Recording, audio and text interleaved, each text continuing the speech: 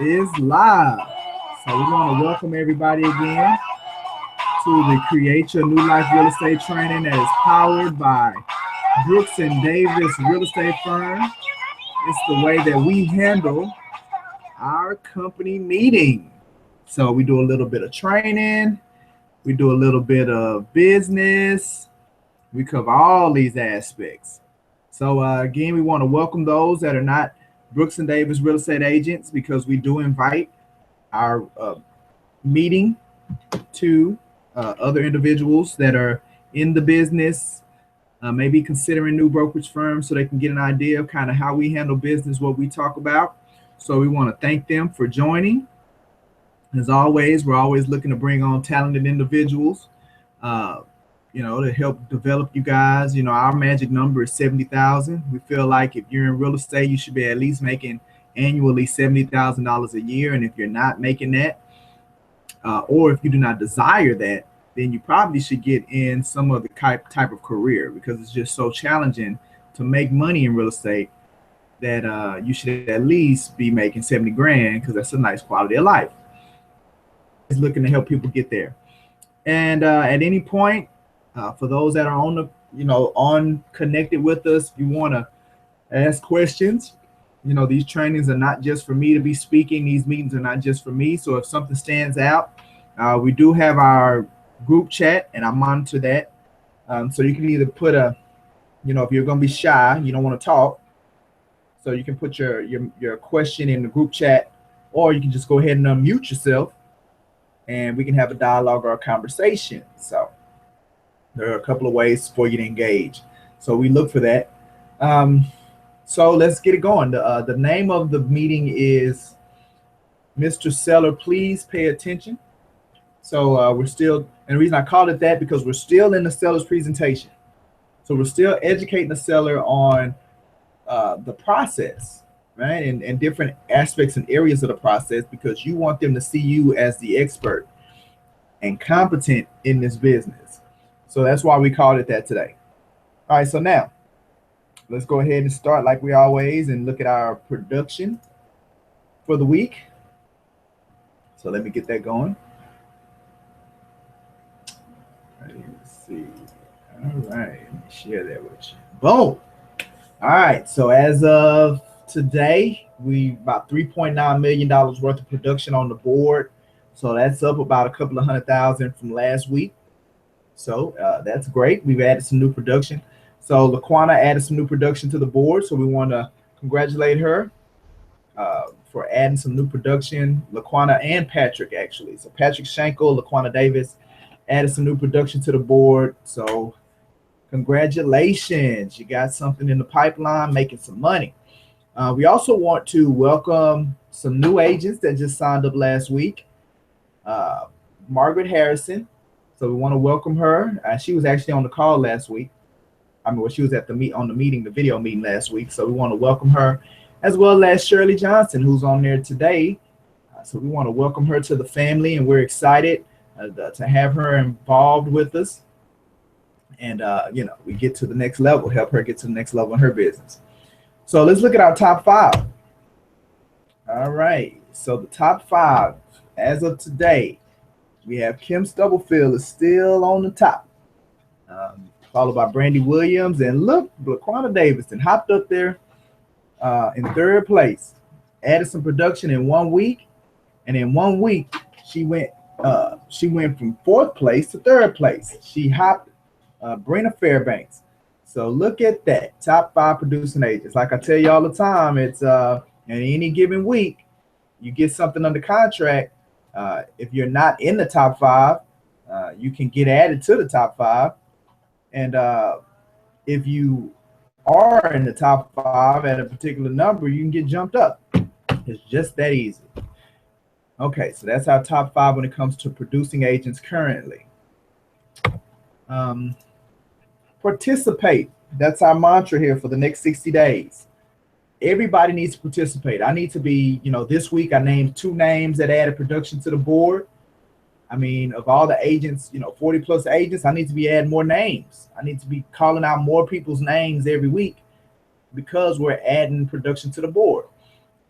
Where should we be?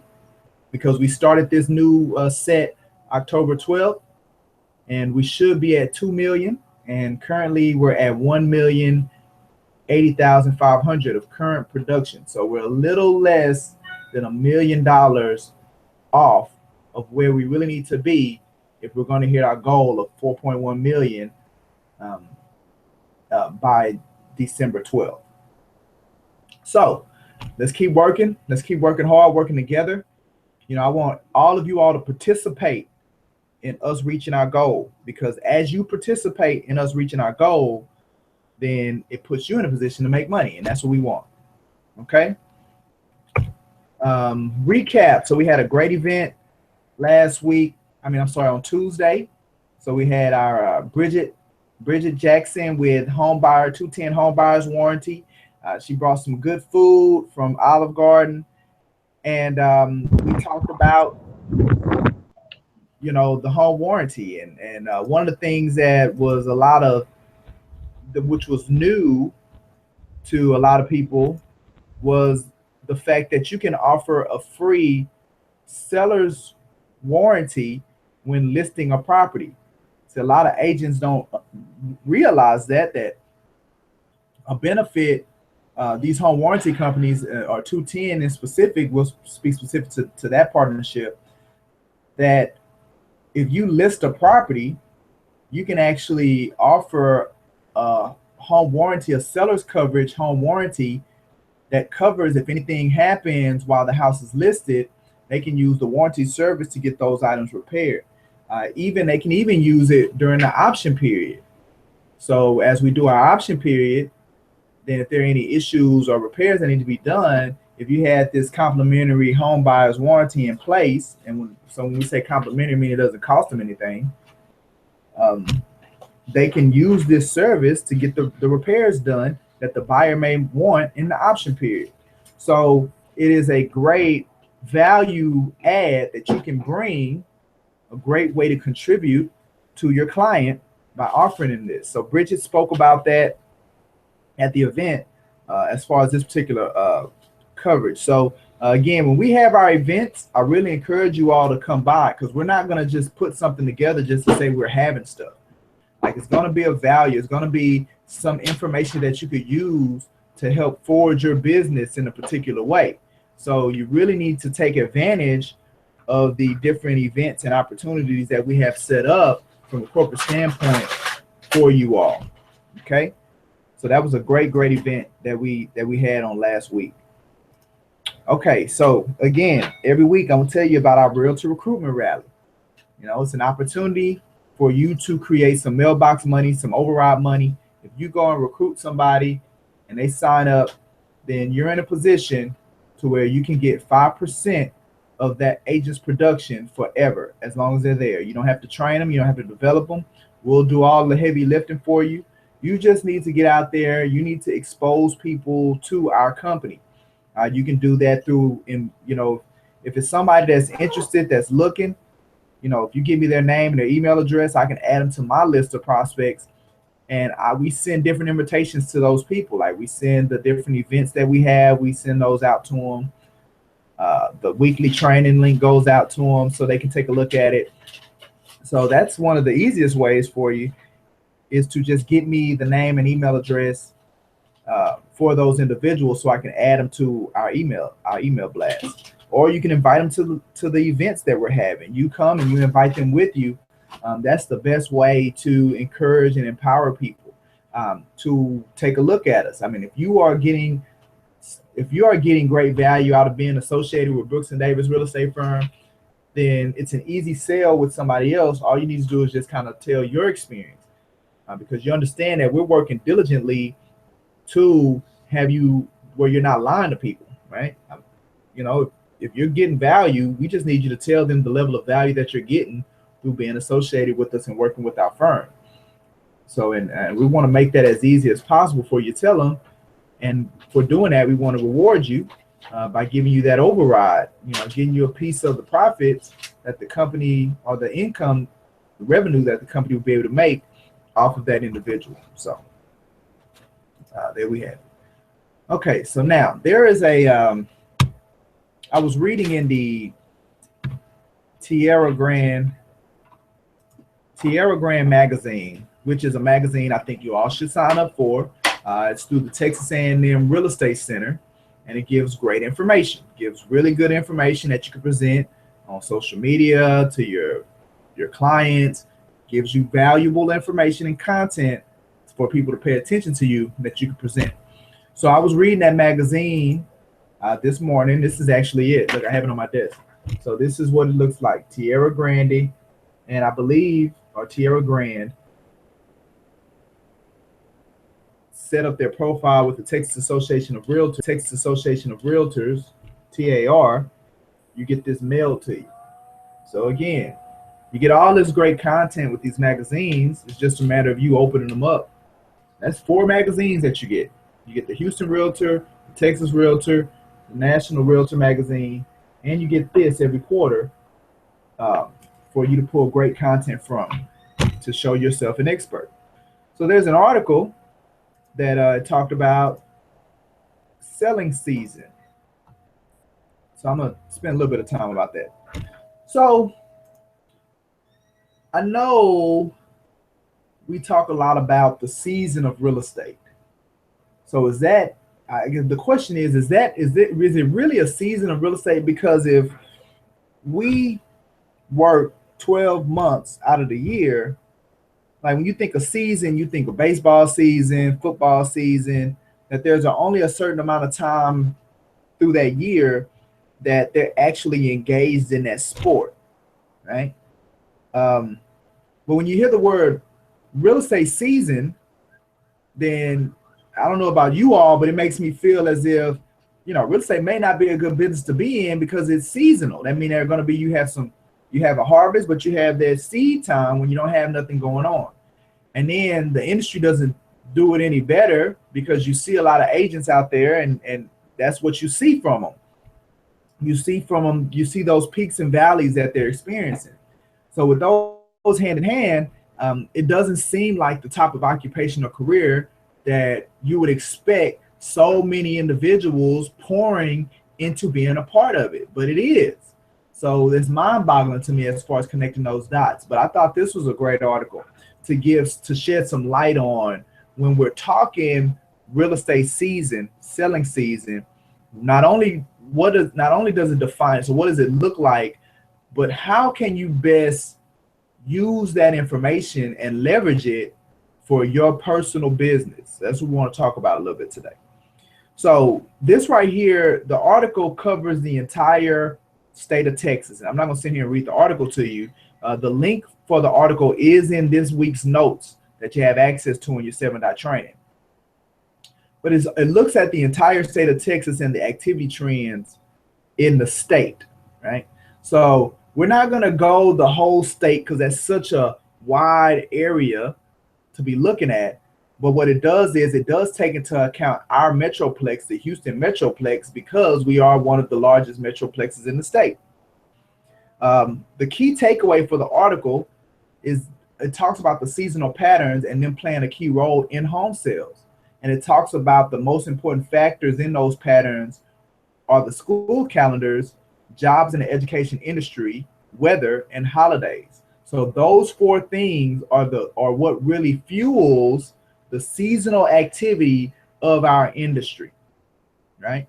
So we need to understand how to navigate that seasonal volatility of the market.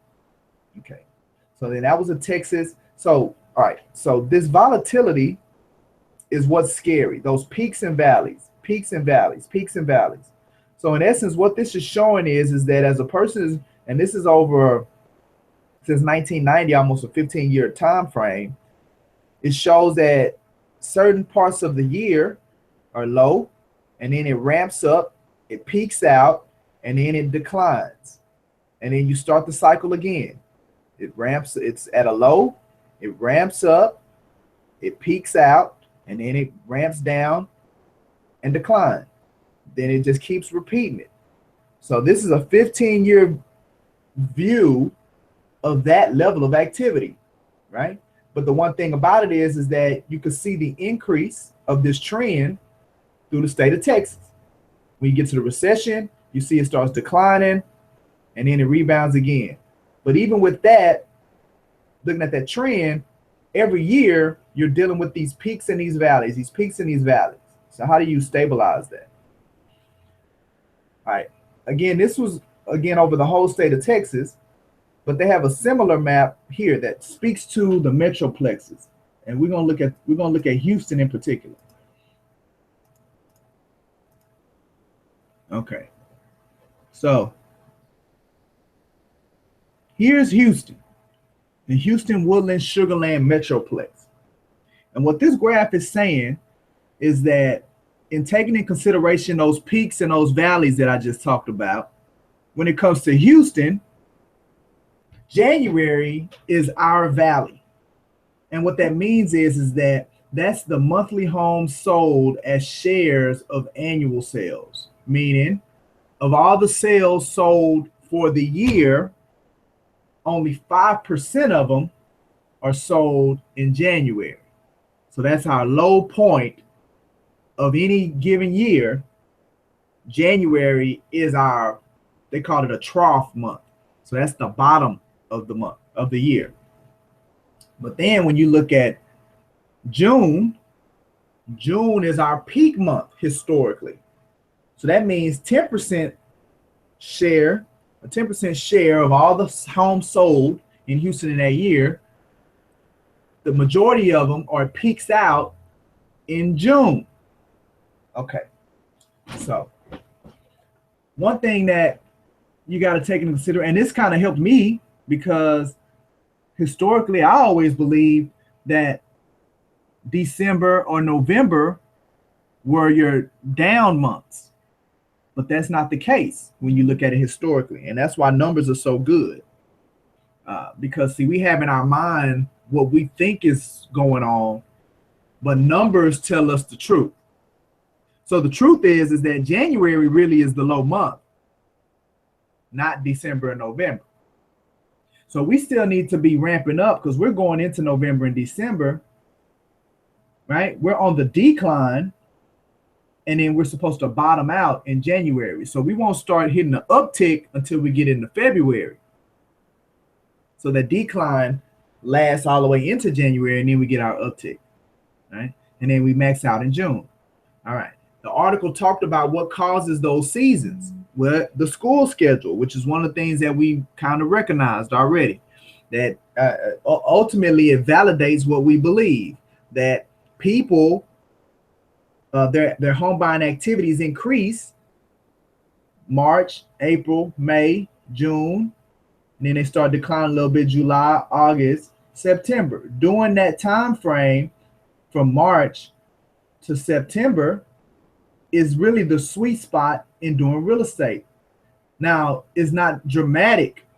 And that was another thing, is that in our own personal businesses, we feel a dramatic adjustment, right? So it's like 1 month we hit a bunch of closed transactions, and then in the next couple of months, nothing. Like it's a fall off. When still, if it's a peak, there's a trend. So it trends up and then it trends down. Now, the reason that a lot of us see the dramatic adjustment is because we're not operating our businesses the right way. See, if you operate your business correctly, then it won't be a fall off. It'll just be, well, instead of doing 2 closed transactions this month, we may do 1, or maybe one on a peak month, we may do 5 transactions. Then as we go down, that next month, maybe 3 transactions, then maybe 3 transactions again, then maybe 2, and then maybe 1, and then it starts going up again. So it goes from 1 to 3, and then 3 to 4, and then maybe peak out at 6. Like it should always be a trend. It shouldn't be do 3 transactions this month, and then the next 2 months do nothing. And then maybe do another 2 transactions, and then the next 2 months do 0 transactions. Like that. That's not what the trend line looks like. So that happens because you're not operating your business correctly. And that's one of the things that we can help you with. You just have to be willing. So I learned a lot from looking at this article to help truly understand how those peaks and those troughs work. Okay, so now with that being said, at any given moment, especially since we're talking about sellers today, don't you think that's some great information to be able to offer to a seller, understanding what time of the year that they're in, right? So we're here in November. So we know in November, 7% of the 7% of the annual sales are captured in November. 7% are captured in December. So we know we're on the down trail of things. Well, the way that you present things to the seller is you say, hey, look, we know we're on the downswing. We know the uptick's going to happen in February. It's a couple of options. Well, one option is that not to list right now. That's a true option for a seller that you want to present. Maybe it's not a good time for you to list. Maybe you should list maybe in January, so at least we're on the market when the uptick starts taking place in February. Okay, so we can do that. That's one way to present it. Or you could present it, well, we can go ahead and get on the market. Just understand that it's not going to be a lot of volume, not a lot of quantity, but the quality is going to be solid, because if anybody is looking at houses during the holidays, then those aren't people wasting time. These are people that are actually going to buy. So that's another way to frame it, right? So there's no need to try to put on airs or anything with the sellers. They're not idiots. So, just be honest with them and give them the recommendation. That's what they're looking for from you as the professional. They're looking for you to recommend the best move for them. Whether you think they will agree with it or not, they need your recommendation. You're the expert. That's how you should present it. So that was a great article, great visual. They even broke down some of the other seasonal patterns. Here's another visual when it comes to the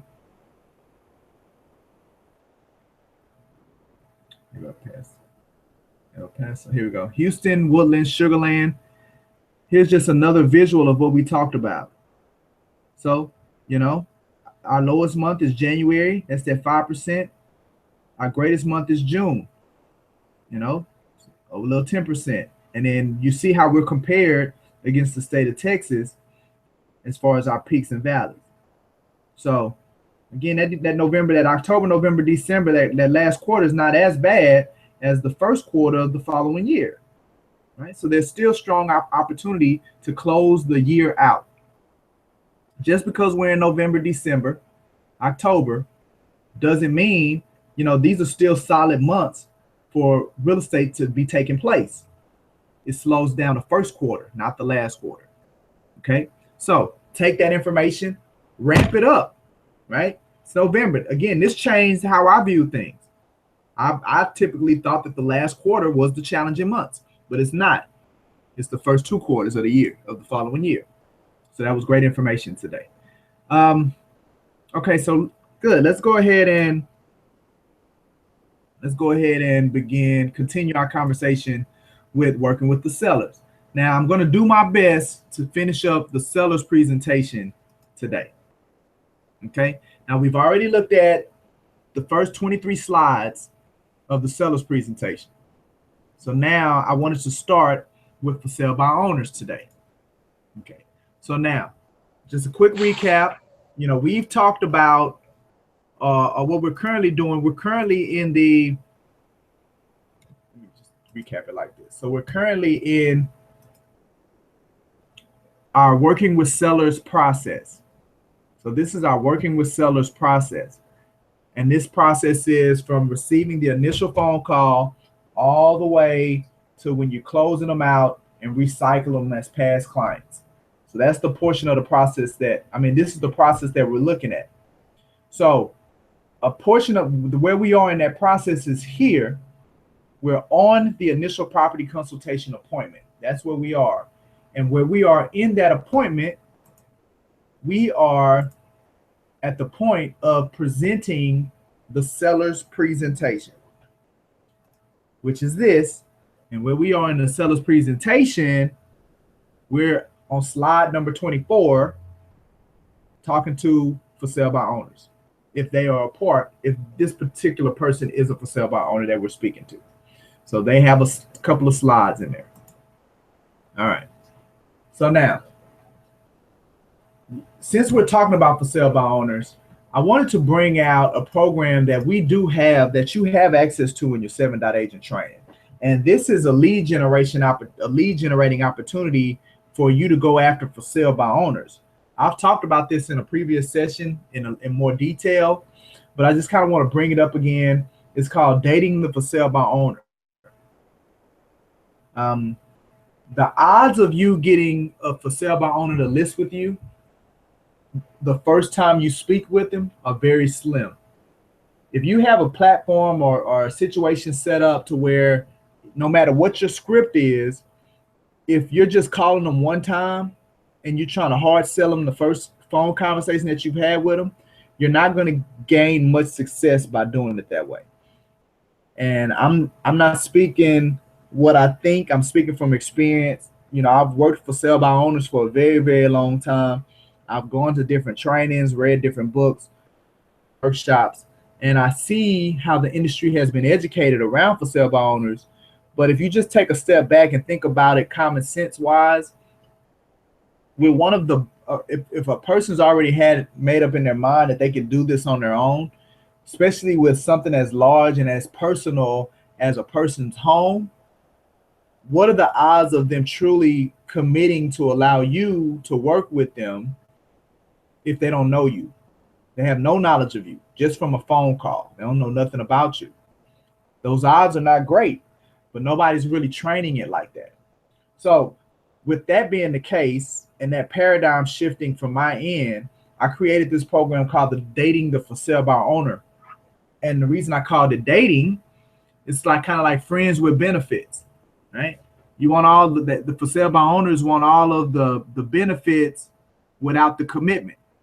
So they want the data, they want the CMA, they want your knowledge, your expertise. They want all of that, but they don't want to put a ring on it, right? They want the extra. So that's why I called it dating the for sale by owner. We don't want to marry you.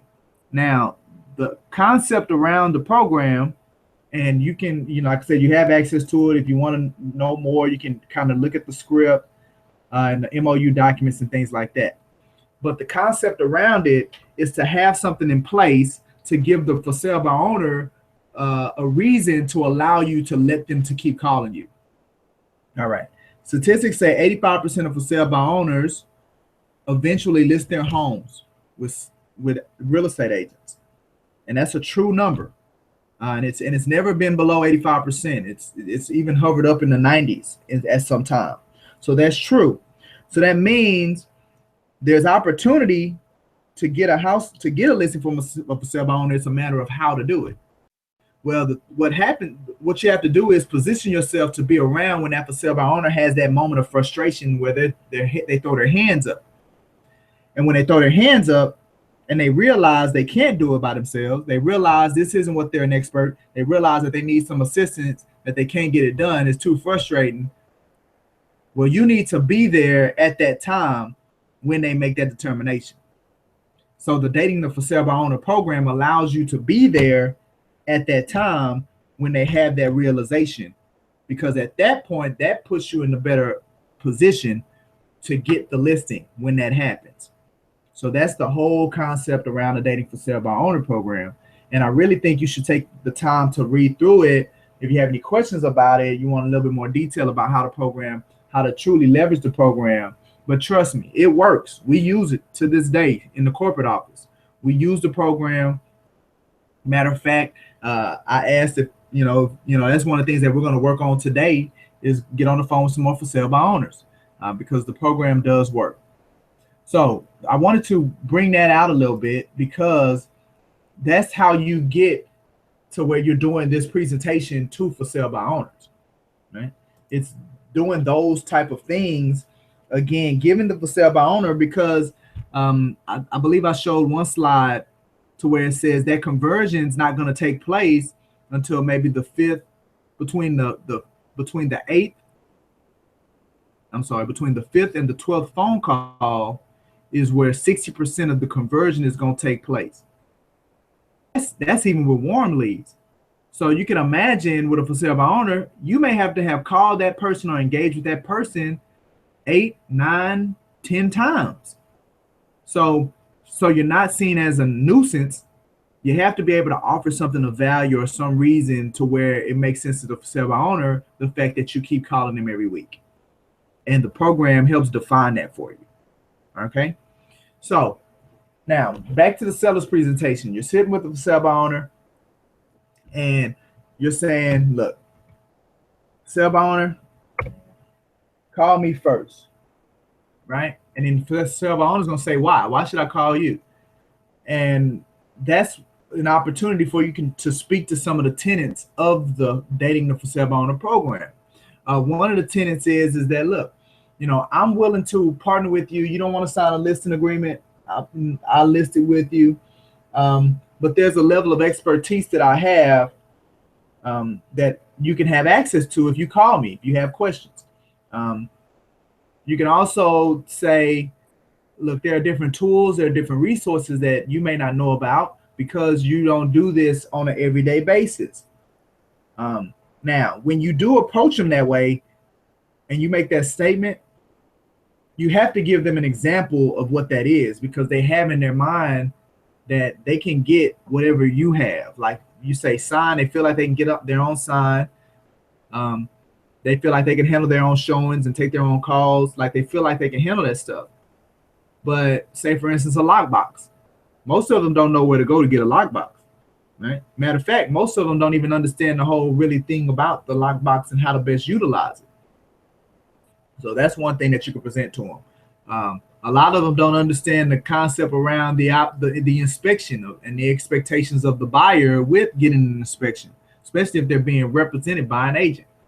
A lot of them don't understand how that works. So when you say you should call me first so I can maybe give you some pointers around this process, that's something I'm willing to offer, because I feel like it's better for the industry if the people that are taking part in it, which includes for sale by owners, are educated. So that's why I'm willing to offer that expertise to you.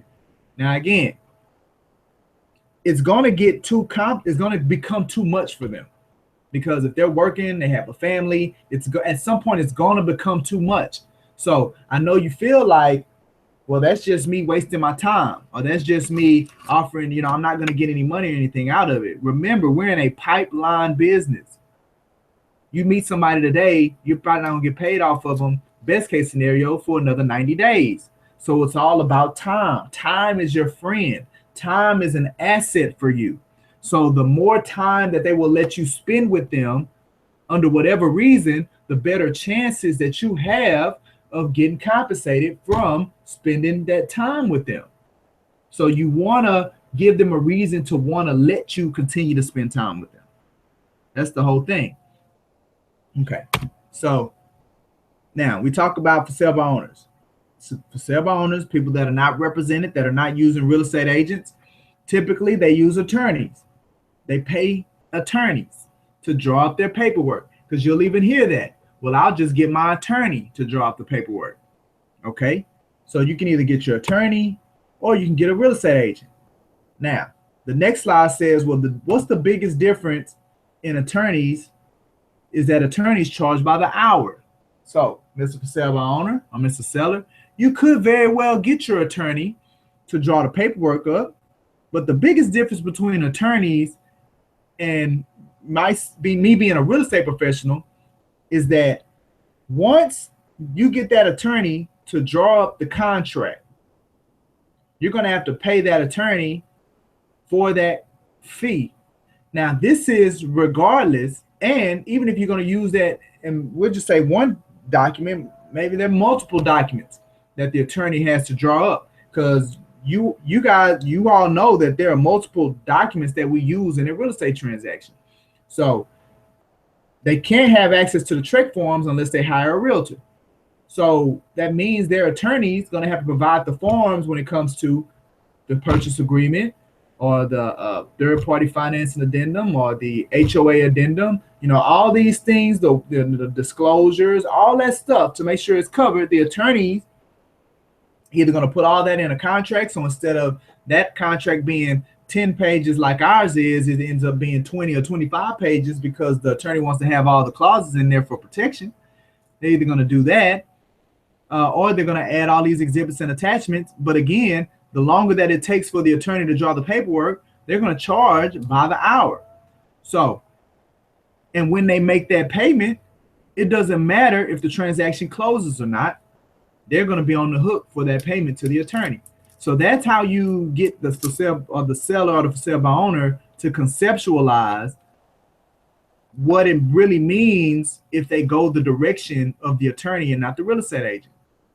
Because we all know that there's multiple ways that a transaction can fall through. And if a transaction falls through, if you use an attorney, you still on the hook, period. And then you got to pay them again to drop a new contract once you get a new buyer. See, with real estate professionals, we don't get paid until the transaction closes. So if it falls through, we got to do it all over again, and there's no additional cost associated with it. So that's the biggest difference when it comes to attorneys and real estate professionals. So that's how you kind of handle the conversation with the for sale by owner when you're meeting with them. Now, here's another slide in here that speaks to for sale by owners. Now, this is an article, and it was done some time ago, but the concept still is the same, and the concept has not changed. All right. It said that according to USA Today, agents sell houses for 21.49% higher than for sale by owners sold homes. That was according to some research USA Today did. Now, HAR has done some similar research, and it shows that their magic number is 16%. It says that agents sell houses for 16% higher than people that do not use real estate professionals. So, a lot of times the for sale by owners are wanting to save the commission, which is typically 3%, because a lot of them are willing to pay 3% to if you bring them a buyer, but they don't want to pay the other 3%. So they're trying to save 3%. But if you look at these two numbers, well, you're not really saving 3%. It's really costing you, if we look at the USA Today number, it's really costing you 18% because I'm going to sell it for more. I'm going to sell the house for more. So since I'm going to sell the house for more than you will, you're not saving 3%. You're actually costing your own self 19% because you're going to end up selling it for less. And there's a number of reasons why I'll be able to sell it for more. Number one, I have access to HAR. That's the largest marketplace. Number two, since I do this every day, all day, and I'm not emotionally attached to the transaction, I'll be a better negotiator than you will be because there's no emotional buy-in on my part. It's like playing poker, right? Since I don't have no money on the table, then I can be a tougher negotiator because I don't have anything to lose. I can be a better bulldog because I don't have no skin in the game. So emotionally, I can make better and more sound decisions when it comes to the negotiation factor of things. So because of that, I'll be able to sell your house for more than you'll be able to do naturally. I mean, it's even for me. I would probably do better, even though I am well versed in this, or we're well versed in this. I'll probably do better by hiring an agent to negotiate on my behalf, especially if it's for a personal residence or something, because I'm gonna get emotionally pulled into it. All right, so that's one thing that we share with them as well. And then that's the article, just to let them know that it was a real article that USA Today did. And then here's another article, and I love showing them this because a lot of people use the forsalebyowner.com as an outlet, and then just say, hey, look, this is a true story. The founder of forsalebyowner.com is out of New York. Even he, after 6 months, typical for sale by owner fashion. So this is the epitome of that statistic, that for sale by owners eventually use a real estate professional.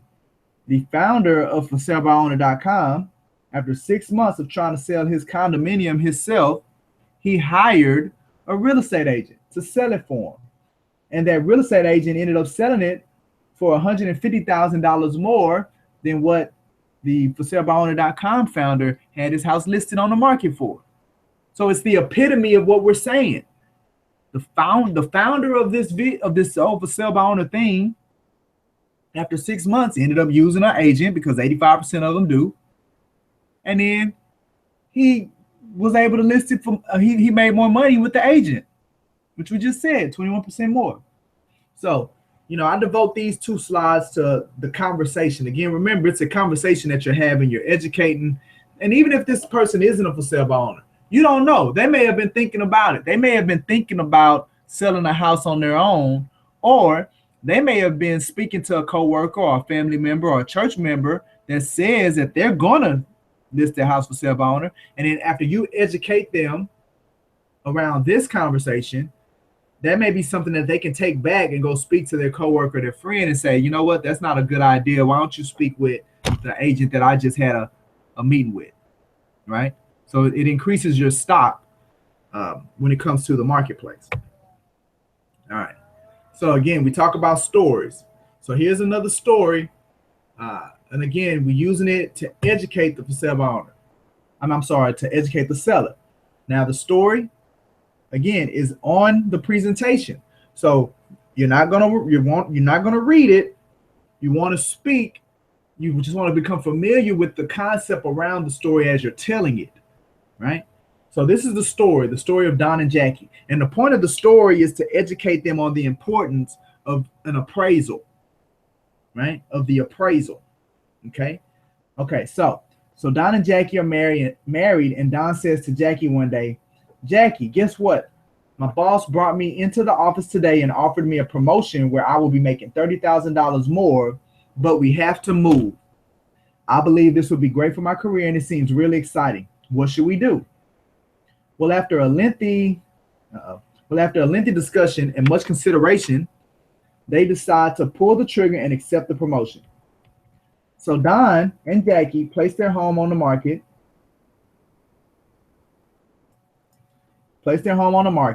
They looked at the tax record and talked to a couple of their friends, and they concluded that their home should be worth $250,000. So that is what they placed it on the market for. And again, I misspoke. This story really isn't around the appraisal. It's around the importance of a market analysis, a CMA, okay, or equity analysis. All right. So they concluded that their home should be worth $250,000. So that is what they placed it on the market for. Well, Luke and Leah are a young couple. Luke and Leah are a young couple with a 2-year-old named Jaden and a pet fish named Nemo, and they are driving around the neighborhood and they see Don and Jackie's home. Leah says, pull over, let's call the number. I love this area, and this is where I can see us raising our family. Luke calls the number on the sign, and Don picks up. Hello? Hi, your house on 2230 Victory Lane. Is it for sale? Asks Luke. Why, yes, it is, says Don. We are asking $250,000. Great. When can we take a look at the home? We are right out front, asked Luke. Well, we're home. Go ahead and come in and take a look. So Luke, Leah, and Jaden unload out of the car and go to look at the home. Leah absolutely falls in love with it, and after an eventful tour of the home, Luke says, we want it. And Don and Jackie say, great, almost in unison.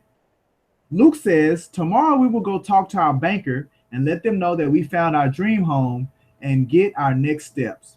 So as a little pause here, notice that there are no real estate agents involved in this scenario. Okay. Now, Luke and Leah have been looking for the right home for the last 6 months and saving money, and they have about $35,000 saved up to cover their closing costs and down payment. Their banker, John with Big Bank NA, says that Luke and Leah have great working history, 700 credit scores, and approves them for the $250,000 purchase price. Luke immediately calls Don and Jackie. We spoke with our banker, and he said we are good to go. And they gave us this letter saying we are pre-approved. Don calls his attorney at the law office of Tom & Tom and pays a substantial amount for them to draft up a purchase agreement that Don, Jackie, Luke, and Leah all sign, detailing the terms and conditions of the sale of the home. Now, Luke and Leah are boiling with excitement, as well as Don and Jackie, because they have already finalized on their new location as well as their new living conditions and will be moving in the next couple of weeks. Luke says, John at Big Bank NA asks for a copy of the contract so he can order the appraisal. It's going to cost us about $450. So Don gives Luke a copy of the signed contract, and Luke in turn takes it to Jim at Big Bank NA along with the $450 for the appraisal. Oh, so Jim can order the appraisal. It takes about 3 days. The appraiser goes and does his magic, comes back with his report and assessment of value, and it comes back saying that the home is only worth $200,000. And now what? Okay, so then that's where you stop in the story, because the point of it is that classic for sale by owner situation. Don't need an agent. I can negotiate with the buyer. I can get the attorney to draw my contract. I've already talked to the bank. Classic situation. All right. So now the home doesn't appraise, and at this point of the story, it's like, now what? And so you're sitting there with the seller and you ask them, so now what? Now the home doesn't appraise. What are their options? What do you think their options are? What do you think Don and Jackie's options and Luke and Leah's options are? Right? And then they're going to tell you kind of what their options are. So Don and Jackie, they've spent money, right? They've taken the house off the market. They possibly missed other interested buyers and have to be gone in 2 weeks because they've already finalized on a location. So look at all what Don and Jackie have lost through this house not appraising if it doesn't go through. They've spent money with the attorneys. They've done all of that.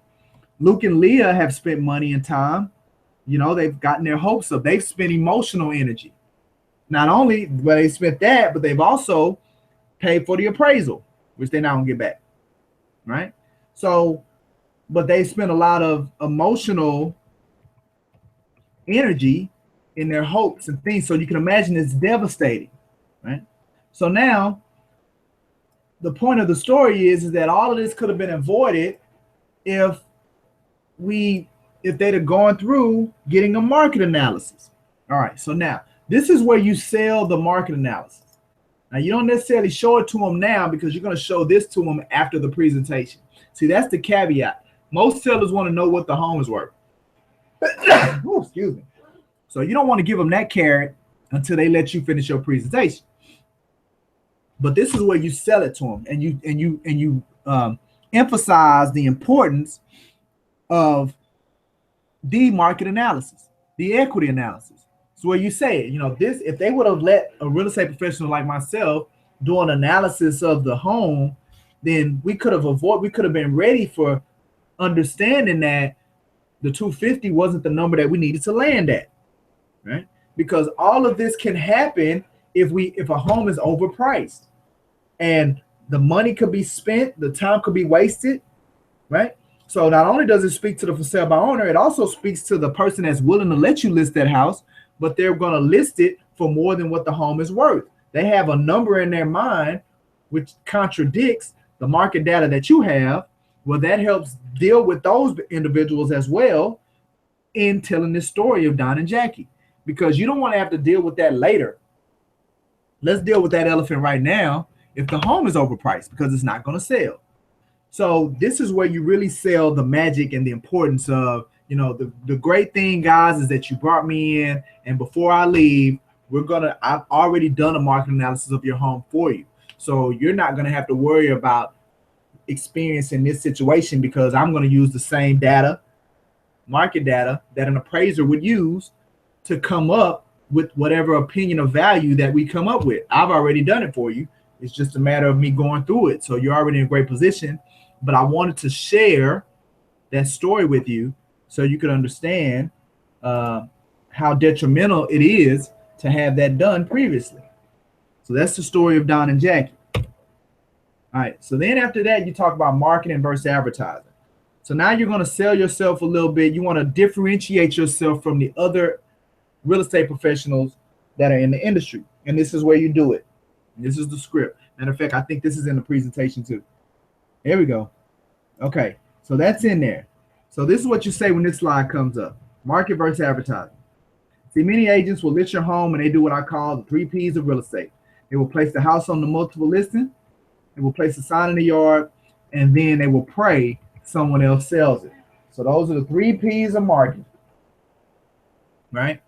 place it on the MLS, and you guys don't be those agents. Don't be the agent that only places on the MLS. Although we know that 90% of 90+% of home buyers purchase from HAR. So we know that, but don't be that agent. Place it on the MLS, place the sign in the yard, and then pray someone else will sell it. Well, we do the fourth and the fifth P. When it comes to marketing, you need to do it, or you need to have an agent that is going to prospect for buyers daily, and they're going to price watch. Prospects for buyers every day and price watch. So remember, we've already showed them where buyers come from in the presentation. And we said 40% of buyers that purchase the home, they come from the contact of the real estate professional. So we've already talked to them about that. And now we're hitting them again with prospecting for buyers every day. So if you list your home with me every day, I'm going to prospect for buyers. Every day, I'm going to be looking at the market to make sure that we're not losing when it comes to other things going on or getting off the market. And every day, I'm going to work towards prospecting for buyers. So now, again, if you're talking to the for sale by owner, do you think he has time to prospect? So you got to really get them to understand what that word means. That means you're actively engaging, looking for a buyer for the house. You think that for sale by owner has time to do that? No, he doesn't have time to do that. You think he has the energy to every day look around, talk, call, reach out, try to get a buyer in place? No, they don't. So you really want to hit home that aspect of it here in the presentation of the prospecting for buyers daily is what's going to put you in the best position to sell a house, right? So that's how you handle that slide. Oh, and it does the pop ends, right? So when you hit it, it's gonna come in and just kind of let it go. And while it's doing this, you're talking, kind of what I said, 3 P's of marketing, boom, boom, boom. They place it on MLS, they place it on someone else will sell it. You'll get a little giggle out of the seller. Then you go to the next slide and you say they need to do the 4th P and the 5th P, which is prospect for buyers daily and price watch. So you kind of let the slides go in the background as you're having a conversation with the seller. Okay, so then you bring in your team. So understand, and any Brooks, all of you all have a team. All of you. Every Brooks and Davis real estate agent has a team because there's a corporate office that you all are affiliated with that we can help you on things. So you all have a team. So when you make this statement, my team, you are always working with a specialist.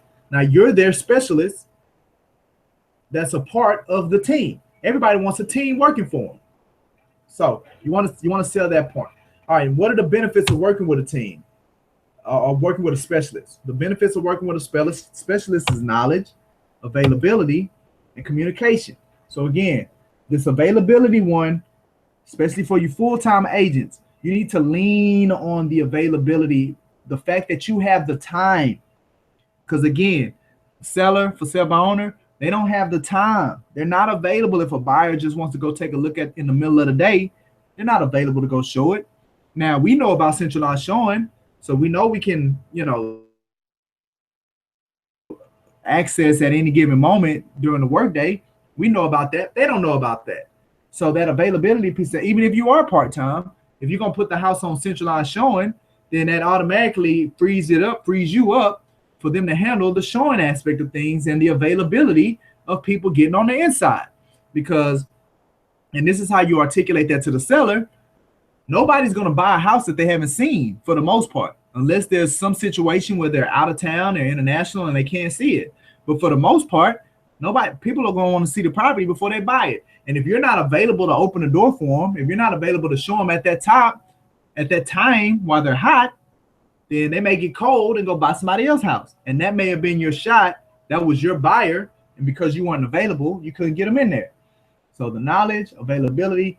Now, as an agent, communication, that's one of the biggest reasons that listing relationships get terminated, is because the agent is not communicating. It's the same thing with the buyer's agents. Communication is one of the biggest issues. Even if you don't have any news, call them and just say, hey, look, I don't have any news. right? Because it prevents them from creating their own stories in their own mind, which is you don't want that to happen. So the communication piece is key. And when you're presenting it, you really want to sell them on the fact that I'm going to communicate with you, because they've already heard the war stories, the scary stories, especially if it's a for-sale by owner, that of what we don't do as professionals. We don't answer the phone. We don't give updates. We don't do none of that stuff. We don't return phone calls. So you really want to harp on communication because it's an industry problem, right? And again, if you can you want to differentiate yourself from the industry and the reputation the industry has, because it makes you look that much like a superstar. Now, remember, if you do it, you have to perform, like you have to come due on all the promises that you made to them in this meeting. And you can, it's not a problem. As long as you're operating your business the right way, you can come due with all the promises that you make. Everything that you tell them, you can successfully do that. And then that's what really helps drive and grow your business. When you say one thing, they agree, and then they see you do exactly what you said you was going to do for them. That's what makes them go tell their friends, and that's what makes it magical. All right. So then you want to show them this visual again when it comes to the client. Like you want them to feel like they have all of these people working for them. They have and it's all centered around them. It's all about you, Mr. Seller. It's all about you. So this is that diagram that talks to them. You have a buyer specialist, marketing coordinators, listing specialists, call coordinators handling the calls, the client care manager, going to make sure that you're taking care of them. Now, look, you may play all these roles for them, but again, you still have the office to give assistance. But you want to show them this visual to see that there are all these different things that are taking place in the background, and we're all looking out for the benefit of you, Mr. Seller. Okay. All right. So these are our goals. Our goal is to get you the best price. Now, notice I didn't say the highest price. Okay. I said the best price. Also, notice I didn't say their price, because their price may not be the best price that the market's willing to give. So the goal is to give them the best price with the fewest hassles. Notice I did not say zero hassles. The home buying, home selling process has hassles. It's inevitable. There are going to be hiccups. There are going to be snags. There are going to be challenges. There are going to be all of that. So notice I didn't say zero hassles. I said the fewest hassles. We're going to get you the best price with the fewest hassles in the time frame you desire. Now, if they allow us to price it right, they allow us to get into the property to show it. If the house is clean, it looks good, the condition is good, location justifies the price, then we can absolutely sell it in the time frame. As long as it's a reasonable time frame, we can absolutely sell it in the time frame. So those are our goals, and that's you presenting to the seller what the goal is in all of this, to get you the best price with the fewest amount of hassles in the time frame that you want. All right. So then you always want to look. You can either ask this now, or you can wait till later. But before you leave, you want to see if they know anybody, especially if they hire you. So this is just a good place to say, you know what? I put this caveat in all of my presentations, Mr. Seller. Is referrals is the lifeblood of our business.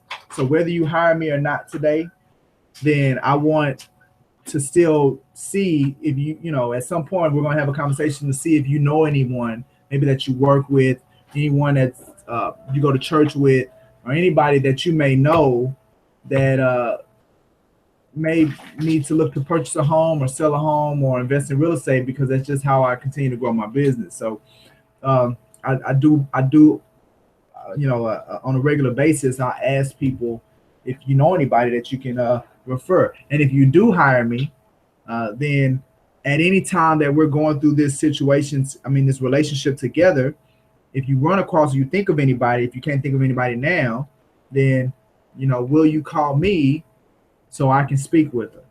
So that's just a part of this slide right here. So again, these slides are giving you reason to bring up things and have a conversation, a dialogue, or discussion with the seller. That's the point of the presentation. So that's all 32 slides of the seller's presentation. when you're sitting down there with them. Now, look, the point of the initial property consultation, it should be no longer than an hour, right? Do not be there all day.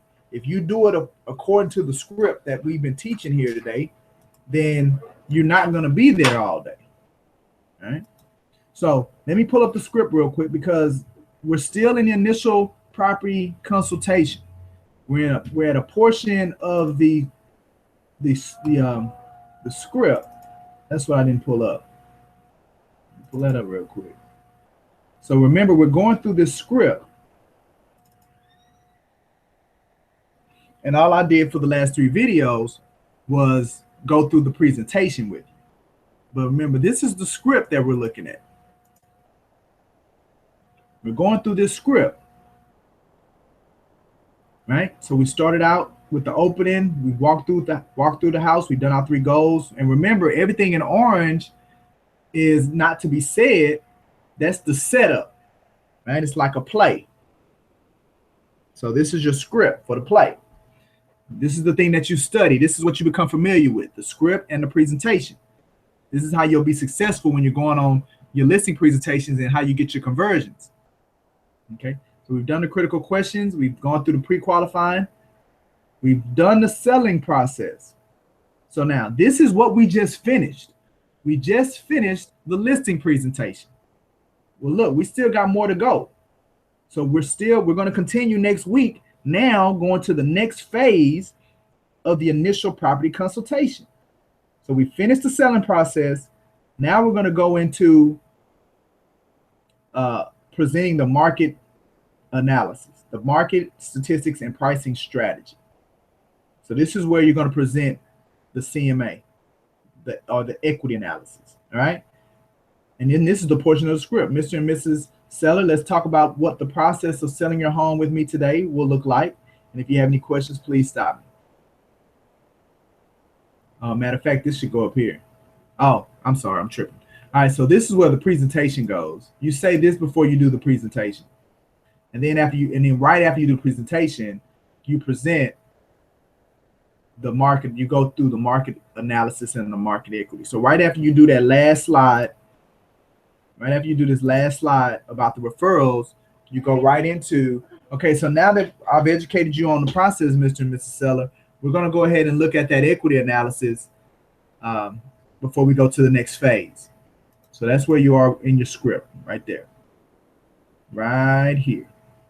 We've done this, now we're right here. And we're going to pick that up on next week.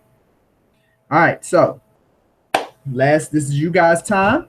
If you have any questions, any comments, any dialogue, anything you don't understand, we can go ahead and talk about that. Anybody? No? Does anybody have any, I guess I'll call them wins. Anybody have any wins going on right now, by, being in the business, and anything that you learn, that you're learning, that you realize is working for you, whether that's with working with clients, any of the stuff in the seminar training, anything with the previous presentations. Does anybody have any comments that they would like to share with everybody else on the call? I mean, on the group, in the group today? I'm really trying to get you all to start talking. Y'all not gonna talk to me?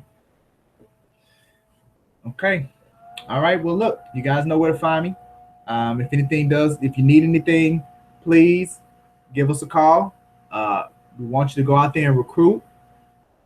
Take advantage of the fact that, November, December, we're trending down in the market, but they're not bad months based on historical numbers. So people are still closing deals. We bottom out in January, February next year. So you still got almost 60 days to go ahead and put a lot of energy and effort into getting some things closed. Are you trying to talk, Laquan? Yeah, I'll mute you. You trying to say something? No? Okay. Thought you were trying to say something. But anyway, yeah, so, take advantage of the last quarter. These last 2 months, put a lot of energy and a lot of effort. because people are still doing transactions. It's probably not going to be a lot of quality, but it's going to be great quantity, so there's still great opportunity. All right. You guys have a great one, and we'll be talking to you, God willing. We'll be talking to you on next week. All right, let me get my music going before I shut her down.